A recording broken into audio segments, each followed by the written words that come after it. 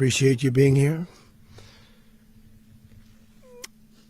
Late last night and early today, at my direction, the United States Armed Forces conducted an extraordinary military operation in the capital of Venezuela. Overwhelming American military power, air, land, and sea, was used to launch a spectacular assault. And it was an assault like people have not seen since World War II. It was a force against a heavily fortified military fortress in the heart of Caracas to bring outlaw dictator Nicolás Maduro to justice. This was one of the most stunning, effective, and powerful displays of American military might and competence in American history. And if you think about it, we've done some other good ones, like the attack on Soleimani, the attack on al-Baghdadi, and the obliteration and decimation of the Iran nuclear sites just recently in an operation known as Midnight Hammer. All perfectly executed and done. No nation in the world could achieve what America achieved yesterday, or frankly in just a short period of time. All Venezuelan military capacities were rendered powerless as the men and women of our military, working with U.S. law enforcement, successfully captured Maduro in the dead of night. It was dark. The lights of Caracas were largely turned off due to a certain expertise that we have. It was dark and it was deadly. But captured along with his wife, Celia Flores, both of whom now face American justice. Maduro and Flores have been indicted in the Southern District of New York, it's Jay Clayton, for their campaign of deadly narco-terrorism against the United States and its citizens. I want to thank the men and women of our military who achieved such an extraordinary success overnight with breathtaking speed, power, precision, and competence. You rarely see anything like it. You've seen some raids in this country that didn't go so well. They were an embarrassment. If you look back to Afghanistan, or if you look back to the Jimmy Carter days, they were different days. We're a respected country again, like never before. These highly trained warriors, operating in collaboration with U.S. law enforcement, caught them in a very ready position. They were waiting for us. They knew we had many ships out in the sea, just sort of waiting. They knew we were coming. So they were in what's called a ready position, but they were completely overwhelmed and very quickly incapacitated. If you would have seen what I saw last night, you would have been very impressed. I'm not sure that you'll ever get to see it, but it was an incredible thing to see. Not a single American service member was killed, and not a single piece of American equipment was lost. We had many helicopters, many planes, many people involved in that fight. But think of that, not one piece of military equipment was lost, not one service member was, more importantly, killed. The United States military is the strongest and most fearsome military on the planet, by far. With capabilities and skills our enemies can scarcely begin to imagine. We have the best equipment anywhere in the world. There's no equipment like what we have, and you see that even if you just look at the boats. You know, we've knocked out 97% of the drugs coming in by sea. 90%. Each boat kills on average 25,000 people. We knocked out 97%. And those drugs mostly come from a place called Venezuela. We're going to run the country until such time as we can do a safe, proper, and judicious transition. So we don't want to be involved with having somebody else get in and we have the same situation that we had for the last long period of years. So we are going to run the country until such time as we can do a safe, proper, and judicious.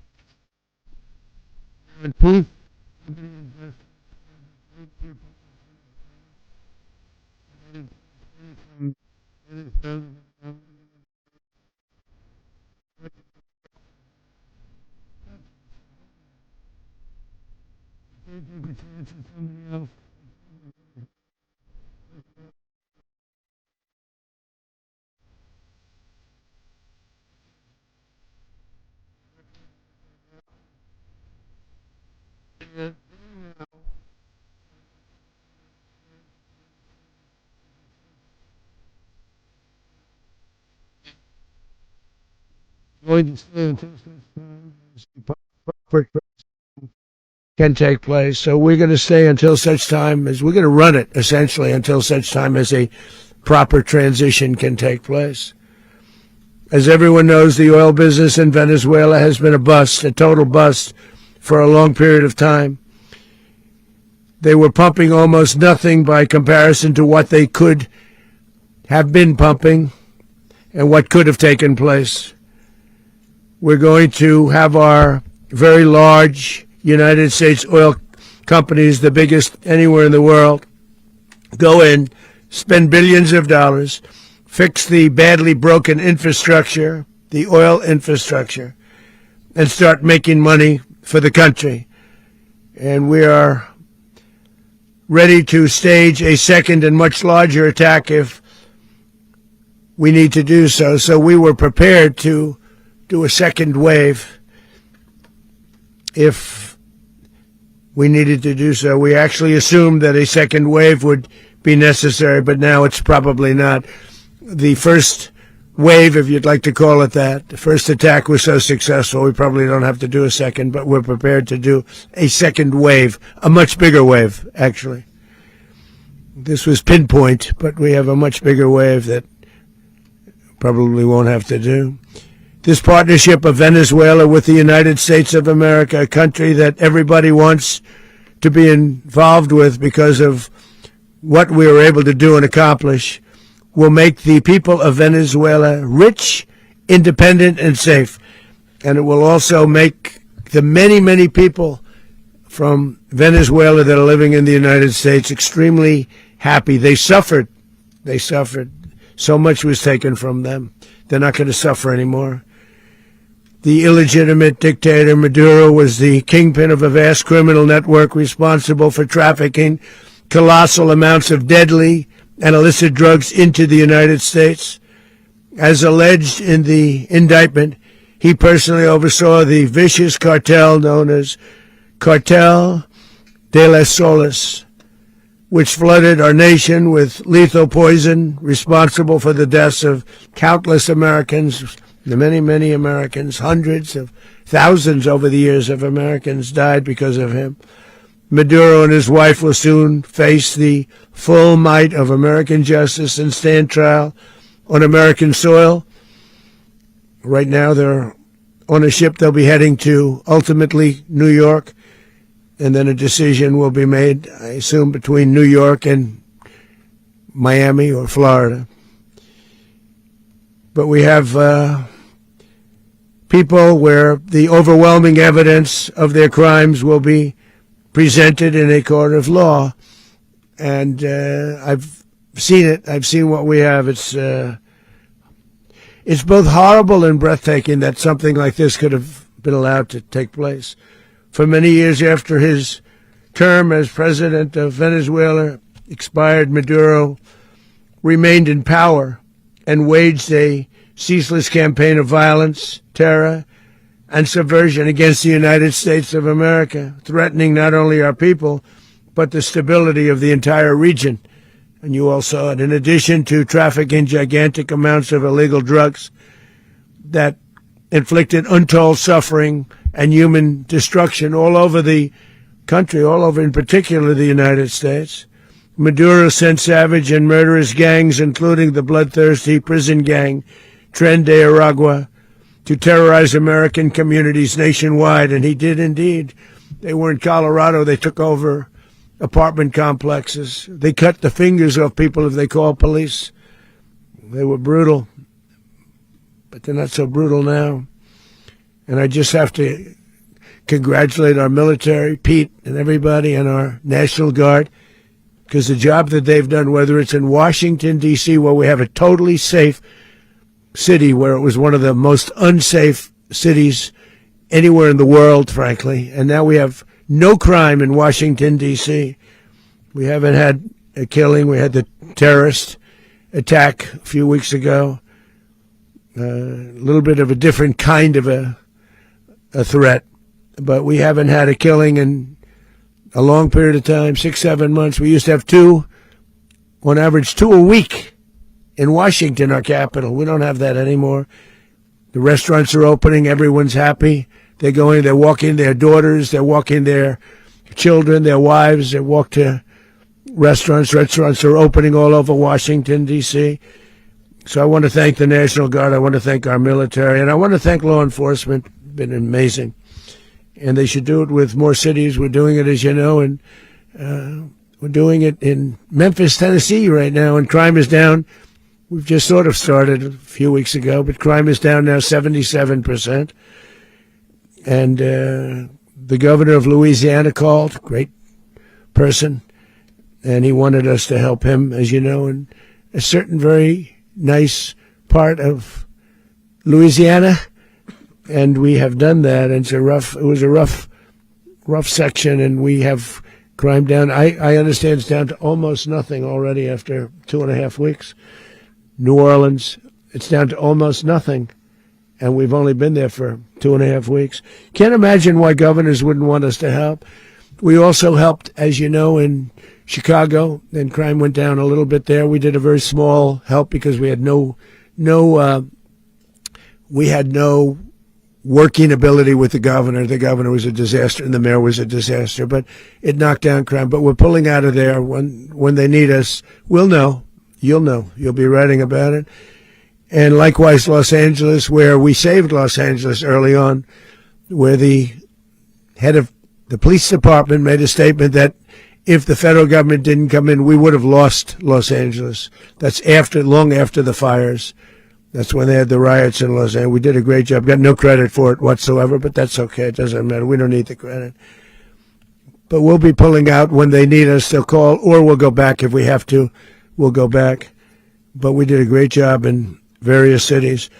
But the place that we're very proud of is Washington, D.C., because it's our nation's capital. We took it from being a crime-ridden mess to being one of the safest cities in the country. But the gangs that they sent raped, tortured, and murdered American women and children. They were in all of the cities I mentioned, Tren de Aragua. And they were sent by Maduro to terrorize our people, and now Maduro will never again be able to threaten an American citizen or anybody from Venezuela. There will no longer be threats.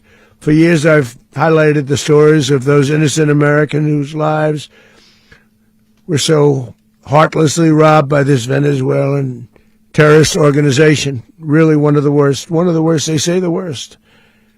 Americans like 12-year-old Jocelyn Nungari from Houston. Beautiful Jocelyn Nungari, what happened to her?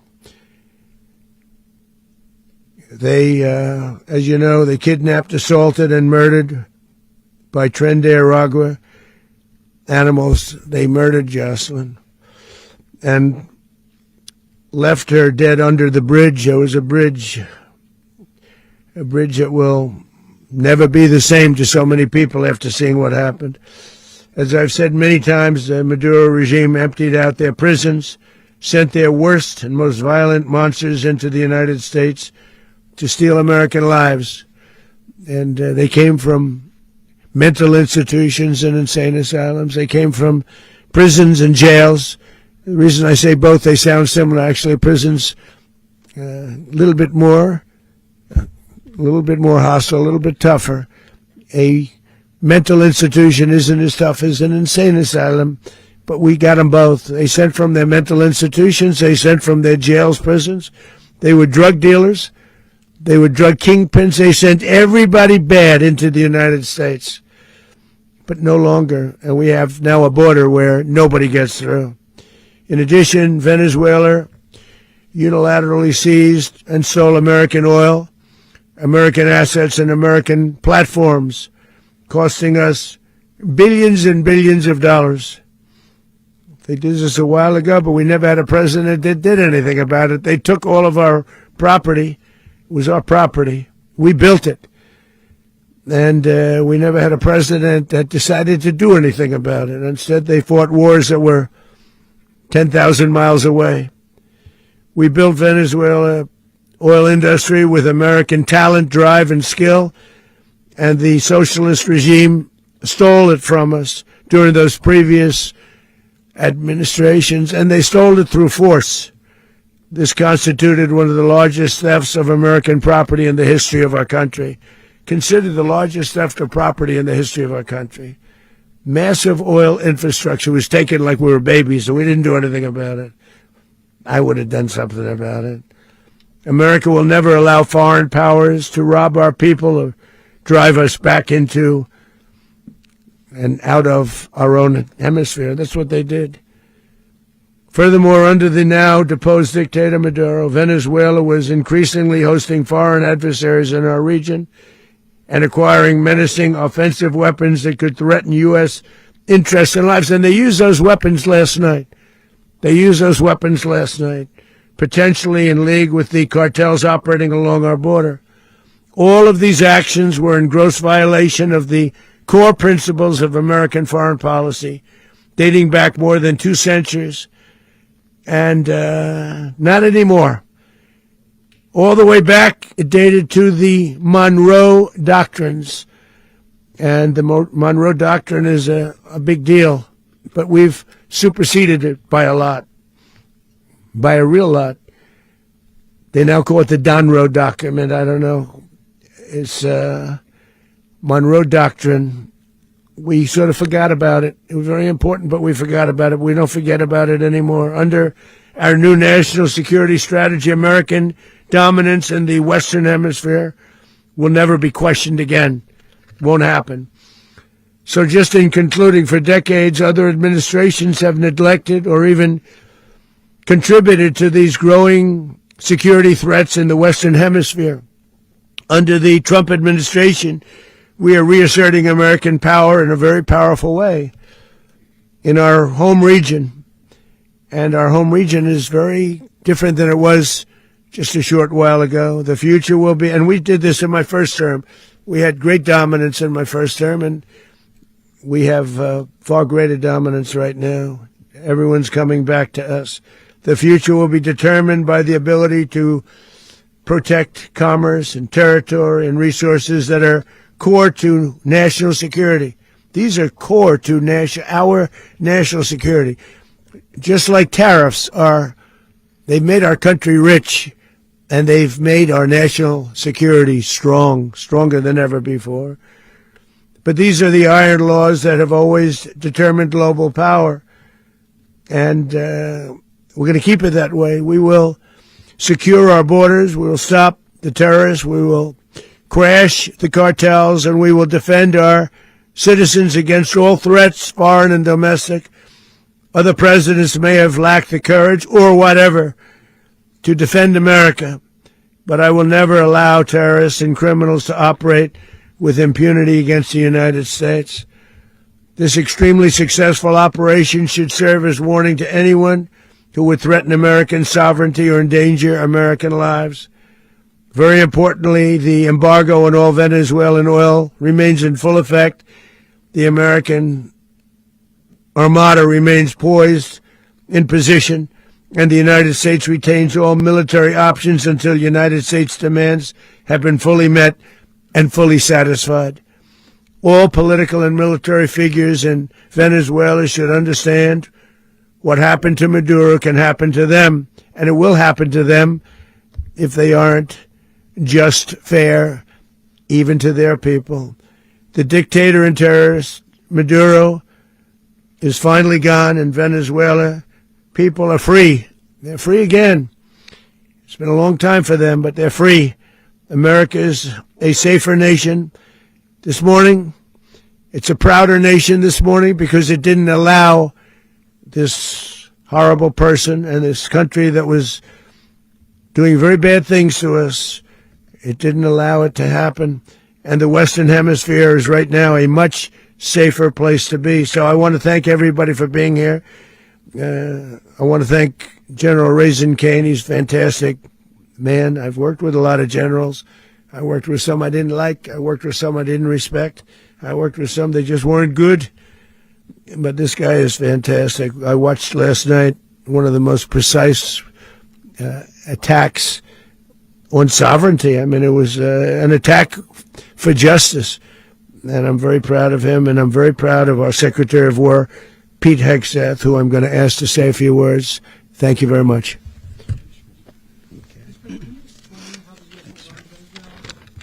Well, thank you, Mr. President. Finally, a commander-in-chief the world respects and the American people deserve. And as the President said, words can barely capture the bravery and the power and the precision of this historic operation. A massive joint military and law enforcement raid flawlessly executed by the greatest Americans our country has to offer. American warriors are second to none, the best in the world and the best of our country. What all of us witnessed last night was sheer guts and grit, gallantry, and glory of the American warrior. I'm simply humbled by such men. And I tip my hat to our chairman, Dan Raisin Kane, and all those Americans who stood watch last night. Our warriors are the elite of America, and again, President Trump has your back. No other country on planet Earth, and it's not even close, could pull this kind of operation off. And no other president has ever shown this kind of leadership, courage, and resolve. The most powerful combination the world has ever seen.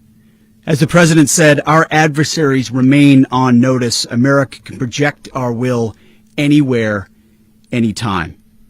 The coordination, the stealth, the lethality, the precision, the very long arm of American justice, all on full display in the middle of the night. Nicolás Maduro had his chance, just like Iran had their chance, until they didn't and until he didn't. He effed around, and he found out. President Trump is deadly serious about stopping the flow of gangs and violence to our country. Deadly serious about stopping the flow of drugs and poison to our people. Deadly serious about getting back the oil that was stolen from us. And deadly serious about reestablishing American deterrence and dominance in the Western Hemisphere. This is about the safety, security, freedom, and prosperity of the American people. This is America first. This is peace through strength. And the United States War Department is proud to help deliver it. Welcome to 2026. And under President Trump, America is back. I'd like to welcome now our chairman, Chairman Raisin Kane, to give a few more details about the operation. Mr. Chairman.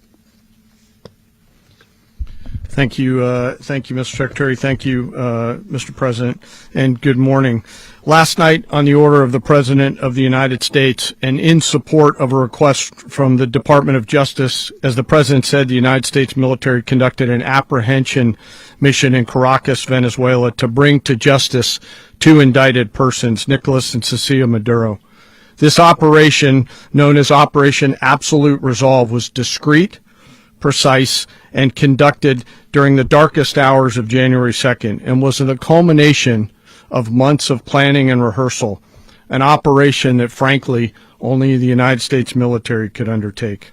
What I'd like to do this morning is talk to you through some of the preparation and the details without compromising any of our tactics, techniques, and procedures. There is always a chance that we'll be tasked to do this type of mission again. Our interagency work began months ago and built on decades of experience of integrating complex air, ground, space, and maritime operations. While the past 2 decades have honed the skills of our special operations forces, this particular mission required every component of our joint force, with soldiers, sailors, airmen, Marines, and Guardians working in unison with our intelligence agency partners and law enforcement teammates in an unprecedented operation. We leveraged our unmatched intelligence capabilities and our years of experience in hunting terrorists, and we could not have done this mission without the incredible work by various intelligence agencies, including the CIA, NSA, and NGA. We watched, we waited, we prepared, we remained patient and professional. This mission was meticulously planned, drawing lessons from decades of missions over the last many years, many missions over these last many years. This was an audacious operation that only the United States could do. It required the utmost of precision and integration within our joint force. And the word integration does not explain the sheer complexity of such a mission. An extraction so precise it involved more than 150 aircraft launching across the Western Hemisphere in close coordination, all coming together in time and place to layer effects for a single purpose: to get an interdiction force into downtown Caracas while maintaining the element of tactical surprise. Failure of one component of this well-oiled machine would have endangered the entire mission, and failure is never an option for America's joint force. Those in the air over Caracas last night were willing to give their lives for those on the ground and in the helicopters. Let me talk a little bit about the preparation. After months of work by our intelligence teammates to find Maduro and understand how he moved, where he lived, where he traveled, what he ate, what he wore, what were his pets. In early December, our force was set pending a series of aligned events. Key was choosing the right day to minimize the potential for civilian harm and maximize the element of surprise, and minimize the harm to the indicted personnel so, as the President said, they could be brought to justice. And as the President said earlier today, weather in Venezuela is always a factor this time of the year. And over the weeks through Christmas and New Year's, the men and women of the United States military sat ready, patiently waiting for the right triggers to be met and the President to order us into action. Last night, the weather broke just enough, clearing a path that only the most skilled aviators in the world could maneuver through. Ocean, mountain, low cloud ceilings. But when tasked with a mission, this organization does not quit. At 10:46 p.m. Eastern Time last night, the President ordered the United States military to move forward with this mission. He said to us, and we appreciate it, Mr. President, good luck and Godspeed. And those words were transmitted to the entire joint force. Over the course of the night, aircraft began launching from 20 different bases on land and sea across the Western Hemisphere. In total, more than 150 aircraft, bombers, fighters, intelligence, reconnaissance, surveillance, rotary wing were in the air last night. Thousands and thousands of hours of experience were airborne. Our youngest crew member was 20, and our oldest crew member was 49. And there's simply no match for American military might. As the night began, the helicopters took off with the extraction force, which included law enforcement officers, and began their flight into Venezuela at 100 feet above the water. As they approached Venezuelan shores, the United States began layering different effects provided by Spacecom, Cybercom, and other members of the interagency to create a pathway. Overhead, those forces were protected by aircraft from the United States Marines, the United States Navy, the United States Air Force, and the Air National Guard. The force included F-22s, F-35s, F-18s, EA-18s, E-2s, B-1 bombers, and other support aircraft, as well as numerous remotely piloted drones. As the force began to approach Caracas, the Joint Air Component began dismantling and disabling the air defense systems in Venezuela, employing weapons to ensure the safe passage of the helicopters into the target area. The goal of our air component is, was, and always will be to protect the helicopters and the ground force and get them to the target and get them home. As the force crossed the last point of high terrain where they'd been hiding in the clutter, we assessed that we had maintained totally the element of surprise.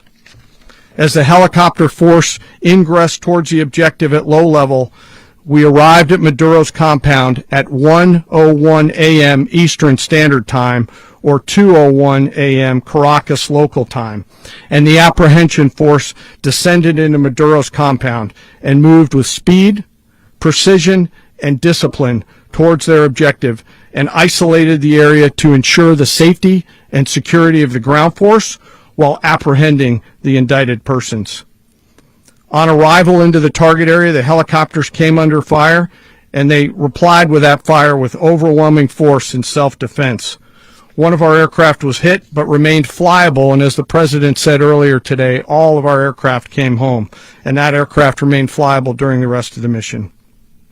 As the operation unfolded at the compound, our air and ground intelligence teams provided real-time updates to the ground force, ensuring those forces could safely navigate the complex environment without unnecessary risk.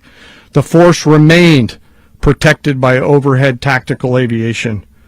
Maduro and his wife, both indicted, gave up and were taken into custody by the Department of Justice, assisted by our incredible U.S. military with professionalism and precision, with no loss of U.S. life. After securing the indicted persons, the force began to prep for departure. Helicopters were called in to exfiltrate the extraction force, while fighter aircraft and remotely piloted aircraft provided overhead coverage and suppressive fire. There were multiple self-defense engagements as the force began to withdraw out of Venezuela. The force successfully exfiltrated and returned to their afloat launch bases, and the force was over the water at 3:29 a.m. Eastern Standard Time with indicted persons on board, and both Maduro and his wife were embarked aboard the USS Iwo Jima. In closing, what we've witnessed today is a powerful demonstration of America's joint force. We think, we develop, we train, we rehearse, we debrief, we rehearse again and again, not to get it right, but to ensure that we cannot get it wrong. Our jobs are to integrate combat power so when the order comes, we can deliver overwhelming force at the time and the place of our choosing against any foe anywhere in the world. I am immensely proud today of our joint force and filled with gratitude to represent them here today. There is simply no mission too difficult for these incredible professionals and the families that stand by them and support them. As we stand here this morning, our forces remain in the region at a high state of readiness, prepared to project power, defend themselves, and our interests in the region. This operation is a testament to the dedication and unwavering commitment to justice and our resolve to hold accountable those who threaten peace and stability. In closing, I want to express my heartfelt gratitude to the brave men and women who executed this mission. Their courage and tireless commitment to our nation are what makes us strong. Thank you, Mr. Secretary, and thank you, Mr. President. Well, I don't have much to add to what you've heard now, other than the following points. Nicolás Maduro was indicted in 2020 in the United States. He is not the legitimate president of Venezuela. That's not just us saying it. The first Trump administration, the Biden administration, the second Trump administration, none of those three recognized him. He's not recognized by the European Union and multiple countries around the world. He is a fugitive of American justice with a $50 million reward which I guess we saved $50 million. And Make sure. yeah, exactly. But Don't let anybody claim it. Nobody deserves it but us. But I want to be clear about one thing. Nicolás Maduro had multiple opportunities to avoid this. He was provided multiple very, very, very generous offers and chose instead to act like a wild man, chose instead to play around. And the result is what we saw tonight. The other message here is the following. You have a guy, like many people around the world, they like to play games. You have a guy who decides he's going to invite Iran into his country, is going to, do the confiscation of American oil companies, is going to flood our country with gang members, is going to take Americans prisoner and try to hold them for hostage and trade them like he was able to do with the Biden administration. Basically likes to play games all this time and thinks nothing's going to happen. And I hope what people now understand is that we have a president. The 47th president of the United States is not a game player. When he tells you that he's going to do something, when tells you he's going to address a problem, he means it. He actions it. I can tell you, I've watched this process now for 14, 15 years, been around it. Everybody talks. I'm going to do this. I'm going to do that. When I get there, we're going to do this. We're going to take. This is a president of action. Like, I don't understand yet how they haven't figured this out. And now, if you don't know, now you know. Because this is the way it's going to play out. And I think people need to understand that this is not a president that just talks and does letters and press conferences. And, if he says he's serious about something, he means it. And this is something that was a direct threat to the national interest of the United States. And the president addressed it. There's a president of peace, by the way. I told you what I just said earlier. This guy had multiple opportunities to find his way somewhere else and figure out another. He could have been living somewhere else right now, very happy. But instead, he wanted to play big boy. And so now, he's got other sets of problems on his hands. And but I think that the message here should be for the world. Look, the president doesn't go out looking for people to pick fights with. He's not generally wants to get along with everybody. We'll talk and meet with anybody. But don't play games. Don't play games with this president's in office, because it's not going to turn out well. And so I hope that, I guess that lesson was learned last night, and we hope it'll be instructive moving forward. Is that a message for Cuba, Mr. President? Mr. President, Please. going to run Venezuela. So who's in power right now? Well, we're going to be running it with a group, and we're going to make sure it's run properly. We're going to rebuild the oil infrastructure, which will cost billions of dollars. It'll be paid for by the oil companies directly. They will be reimbursed for what they're doing, but that's going to be paid. And we're going to get the oil flowing the way it should be. As you know, it was just a minor flow. It was actually a minor flow for what they have. But we're going to run it properly, and we're going to make sure the people of Venezuela are taken care of. We're going to make sure the people that were forced out of Venezuela by this thug are also taken care of. President, does the U.S. running the country mean that U.S. troops will be on the ground? How will that work? Well, they always say boots on the ground. So we're not afraid of boots on the ground if we have to have. We had boots on the ground last night at a very high level, actually. We're not afraid of it. We don't mind saying it, but we're going to make sure that that country is run properly. We're not doing this in vain. This is a very dangerous attack. This is an attack that could have gone very, very badly. Could have gone very badly. We could have lost a lot of people last night. We could have lost a lot of dignity. We could have lost a lot of equipment. The equipment is less important, but we could have lost a lot, and we're going to make sure that this is proper. We're there now. We're ready to go again if we have to. We're going to run the country right. It's going to be run very judiciously, very fairly.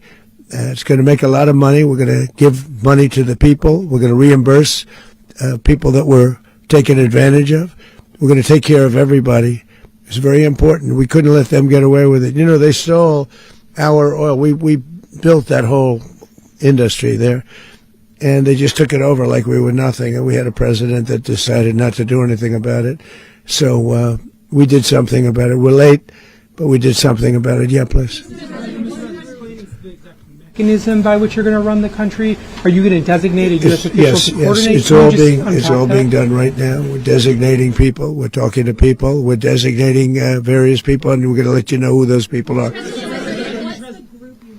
Would run Venezuela? Well, it's largely going to be, for a period of time, the people that are standing right behind me. We're going to be running it.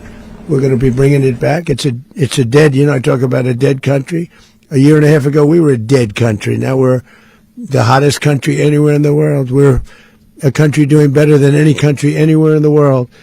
and it required leadership. Venezuela has a lot of bad people in there, a lot of bad people that shouldn't be leading. We're not going to take a chance that one of those people take over for Maduro. So you can look at, and others, we have fantastic people, including people in the military. So we're going to have a group of people running it until such time as it can be put back on track, make a lot of money for the people, and give people a great way of life, and also reimbursement for people in our country that were forced out of Venezuela. Rubio would be.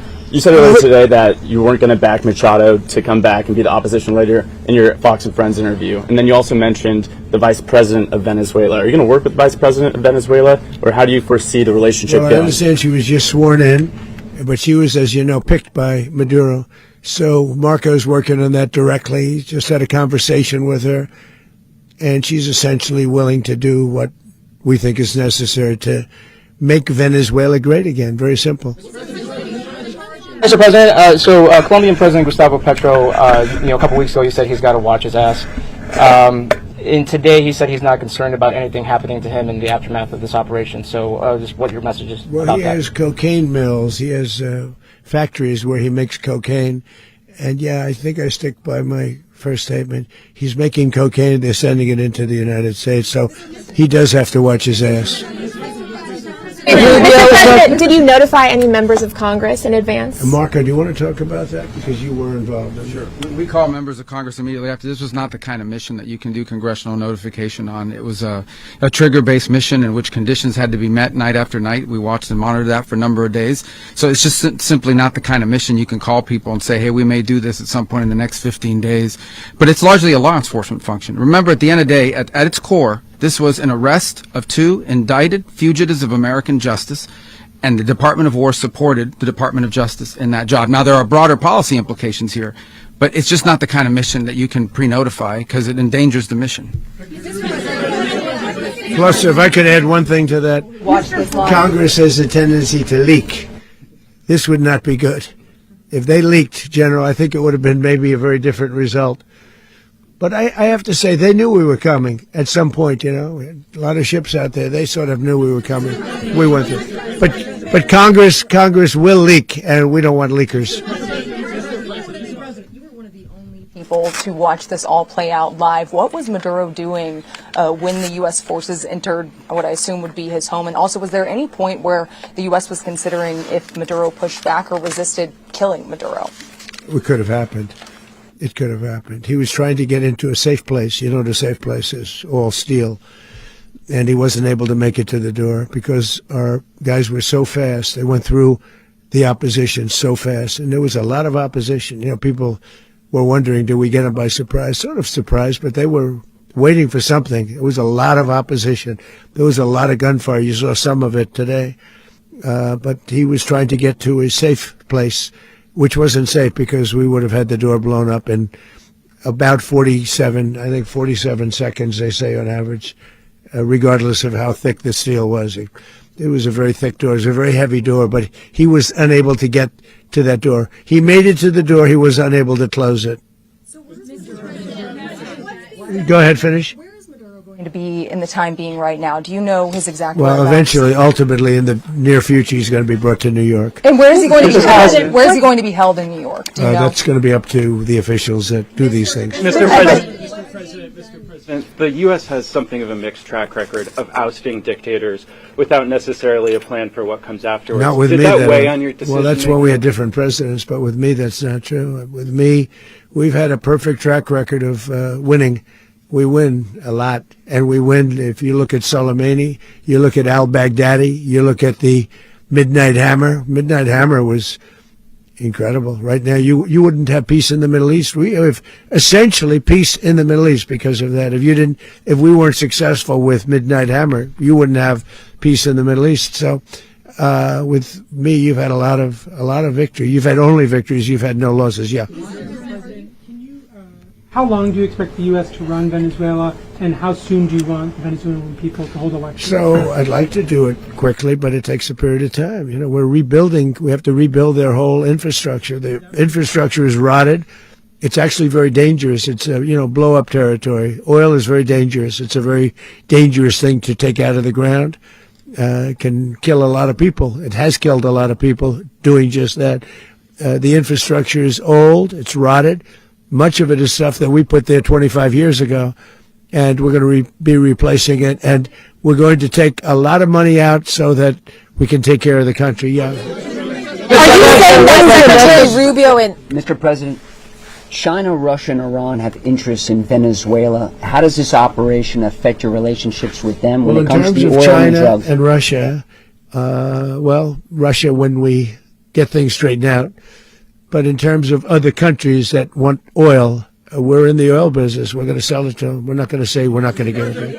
In other words, we'll be selling oil probably in much larger doses because they couldn't produce very much because their infrastructure was so bad. So we'll be selling large amounts of oil to other countries, many of whom are using it now, but I would say many more will come. Are you saying that, Mr. President, are you saying that... Mr. President, thank you. What is your message to the people of Venezuela today? Of course, the civilian population specifically, they have a lot of questions. What is your message to the people of Venezuela? That you're going to have peace, justice. You're going to have some of the riches that you should have had for a long period of time. It was stolen from you. But you're going to have peace and you're going to have safety. You're going to have justice. You're going to have a country. You're going to have a real country. You're going to have potentially a great country. You know, if you go back 20 years, maybe even a little longer ago, that was a great country. And they destroyed it.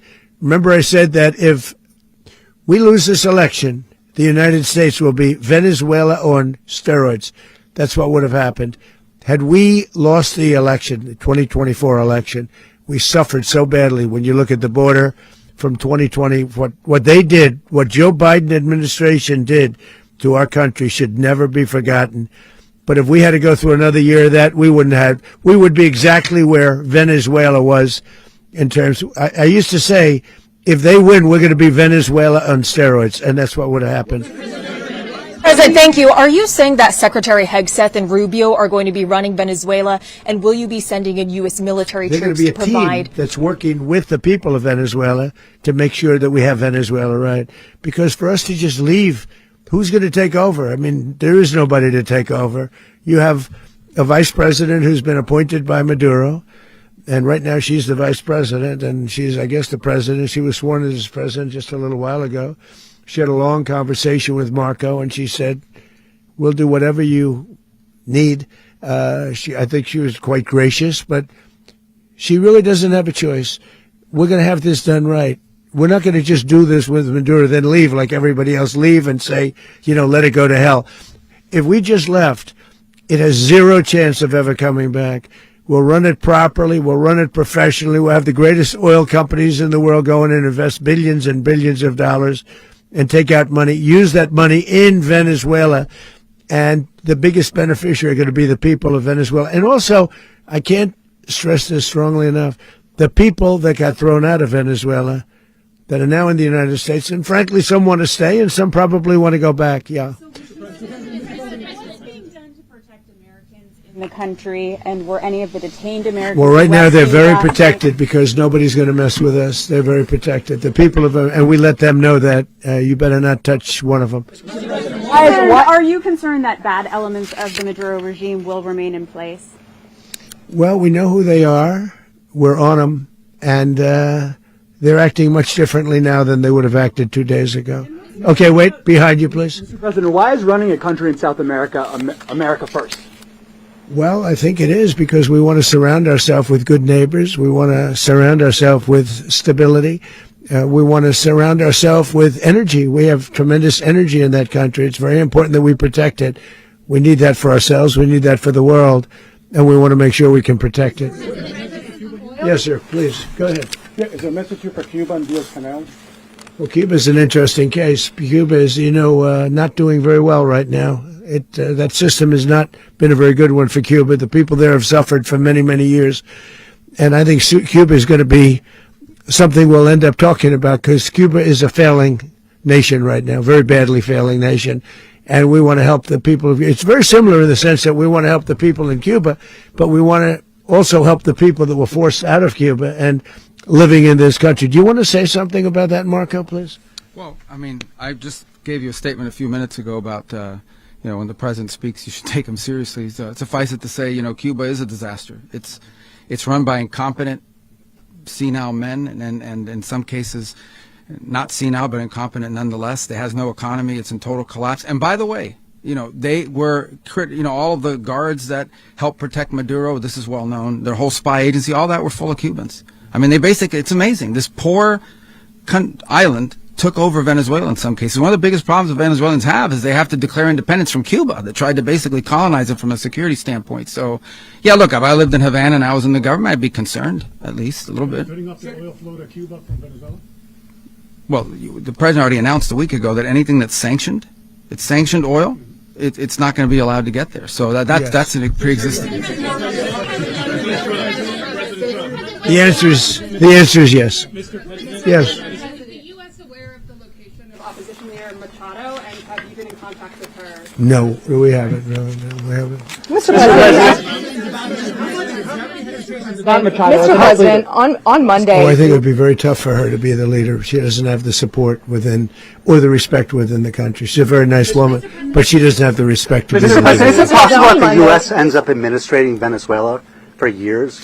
Well, it won't cost us anything because the money coming out of the ground is very substantial, so it's not going to cost us anything. We want safety there. We want to be surrounded by countries that aren't housing all of our enemies all over the world. That's what that was happening, and you don't want to have that. But we're going to be rebuilding, and we're not spending money. The oil companies are going to go in. They're going to spend money. We're going to take back the oil that, frankly, we should have taken back a long time ago. A lot of money is coming out of the ground. We're going to get reimbursed for all of that. We're going to get reimbursed for everything that we spend.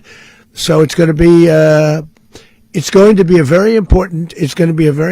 This is a very big evening that took place last night. We have to be surrounded by safe, secure countries, and we also have to have energy. Very important. We have to have energy that's real energy, not where they're getting 4% and 5% of the energy out of the ground. You take a look. It was such a disaster. So what's going to happen with Venezuela, I think, over the next period of a year is going to be a great thing. And the people of Venezuela will be the biggest beneficiaries. U.S.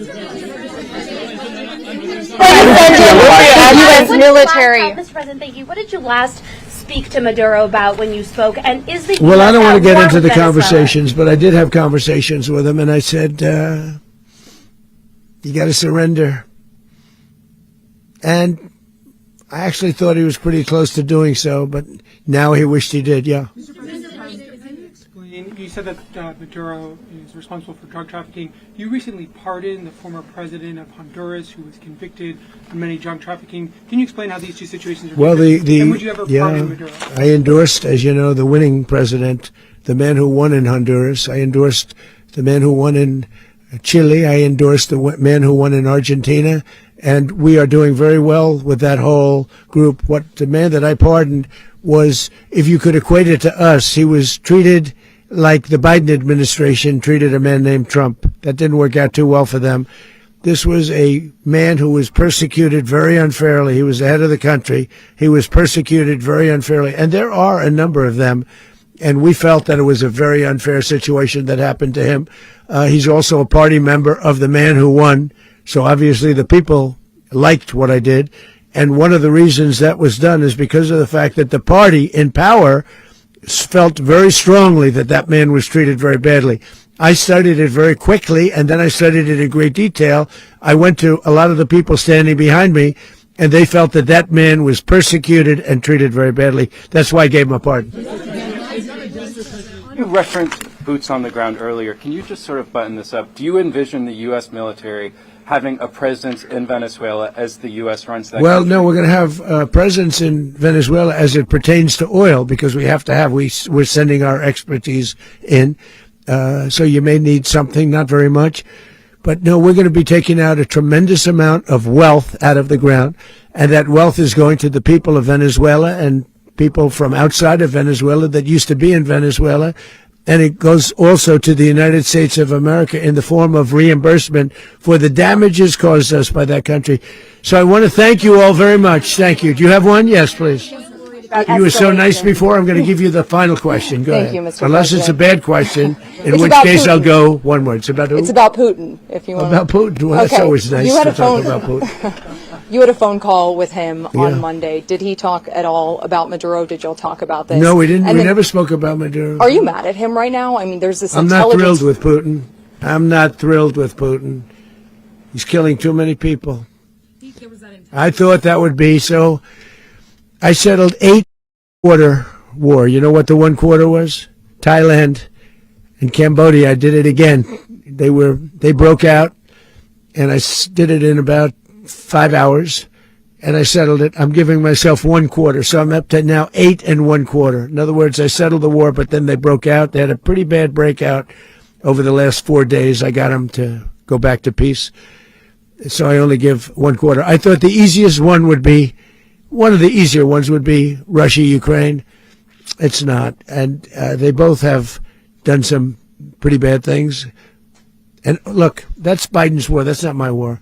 But I want to stop the lives. Did you see where last month, 30,000, it was 27,000 the month before.